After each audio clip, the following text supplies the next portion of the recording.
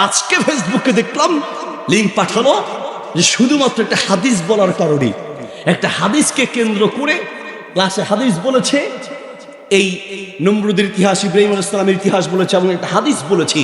এই হাদিস বলার কারণে একটা মেয়ের গায়ে লেগেছে, সে রিপোর্ট করেছে, ব্যাস এই লোকটার চাকরি শেষ হয়ে গেল। তার মানে মুসলমানদের দেশ, এদেশের 95% মুসলমান, এদেশে যদি ইসলামের কথা বলা না যায় তাহলে কোন দেশে বলা যাবে, ঠিক কিনা?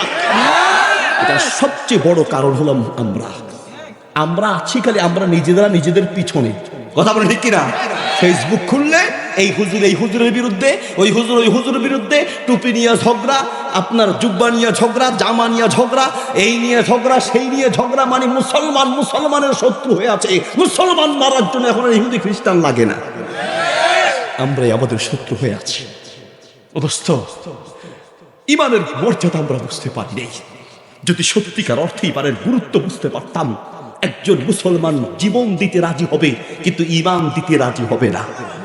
ফিরআউনের স্ত্রীর ইতিহাস সূরা তাহরিমে, যে কোরআনের থেকে বলছি, সূরা তাহরিম বাড়িতে গিয়ে পড়বেন। সূরা তাহরিমের 10 এবং 11 নম্বর আয়াতে আল্লাহ তাআলা 10, 11, 12 নম্বর আয়াতে ফিরআউনের স্ত্রীর ইতিহাস তুলে ধরেছেন। কেন ইতিহাস তুলে ধরেছেন? ঈমান রক্ষার জন্য যে কিভাবে নিজের জীবন বিলিয়ে দিতে হয় প্রয়োজনে, সেই ইতিহাস তুলে ধরেছেন। রমজানের রোজা ফরজ করেছেন আল্লাহ কাদের উপরে? ইয়া আইয়ুহাল্লাযীনা আমানু কুতিবা আলাইকুমুস সিয়াম, হে যারা ঈমান এনেছো তোমাদের উপরে রোজা ফরজ। যদি ঈমান না থাকে রোজা রাখলে লাভ হবে না, নামাজ দিয়ে কাজ হবে না, রোজার যাকাত দিয়ে কাজ হবে না। আগে ঈমান লাগবে, ঈমান না থাকলে জান্নাত পাওয়া সম্ভব নয়, ঠিক কি না? ফিরআউনের স্ত্রী ঈমান আনার কারণে তার স্ত্রীর 2 হাত এইভাবে করে 2 পা খুলে 2 পায়ে জিল আওতার পেরেক মেরে দিয়েছেন, 2 হাতে পেরেক মেরে দিয়েছেন। হাতে পায়ে পেরেক মারা, মাঝে মাঝে এসে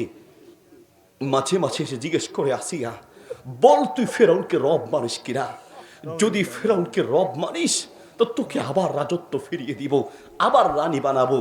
যতই নির্যাতন চালায়, আল্লাহর বান্দির এক কথা, আমি আল্লাহ ছাড়া পৃথিবীর কাউকে রব মানি না। ইমানদার জীবন দিতে জানে, ঈমান দিতে জানে না। একের পর এক নির্যাতন স্টিমরোলার চলছে, কিন্তু আল্লাহর বান্দির ঈমান হারা করা সম্ভব হচ্ছে না। সর্বশেষ ফেরাউন বিশাল এক পাথর নিয়ে এসে তার সৈন্যরা ধরে দাঁড়িয়ে আছে। মহিলাকে আসিয়া আলাইহিস সালামকে প্রশ্ন করছি, বলো তুমি ফেরাউনকে রব মানো কিনা, না হয় এই পাথর বেড়ে তোমাকে চূর্ণ বিচূর্ণ করে দেয়া হবে। উপরে পাথর, ফেরাউনের স্ত্রী আসিয়া আলাইহিস সালাম সেই পাথরটা মাথার উপরে, তিনি আল্লাহর দিকে, আসমানের দিকে তাকায়া বলছেন, রব্বি বিনিলি ইনদাকা বাইতান ফিল জান্নাহ, হে আমার মালিক, আমি ফেরাউনের রানী হয়ে থাকতে চাই না, আমি দুনিয়ার রাজত্ব চাই না, আমি দুনিয়ার রানী হয়ে থাকতে চাই না। রব্বি বিনিলি ইনদাকা বাইতান ফিল জান্নাহ, মালিক আমি তো চাই তোমার পাশের জান্নাত। দুনিয়া দিয়ে কি হবে? আমি আমার জান্নাতটা চাই, তোমার পাশের স্থানটা চাই।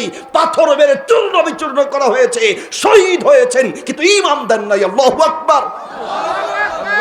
ঈমান দেন